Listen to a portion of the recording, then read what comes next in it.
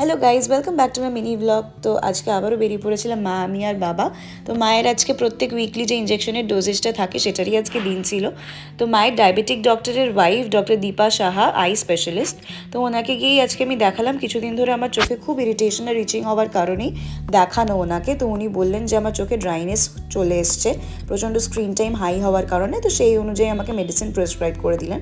তারপরে ওখান থেকে আমরা চলে গেছিলাম বাগুইহাটি। এই বিল্ডিংটা না টোটালি একটা ফার্নিচার স্টক।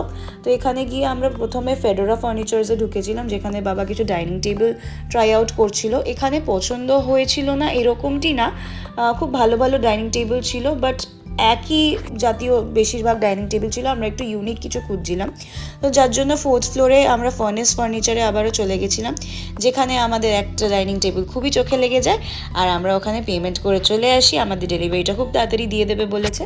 তারপরে ওখান থেকে আমরা চলে গেছিলাম CC2, বিকজ আমার বিয়ের সামনে বৃদ্ধির শাড়ি কিনতে গেছিলাম, আর ওখানে আমার একটা ব্লাউজও অর্ডার করা ছিল, তো ওটাও চলে এসেছিলো।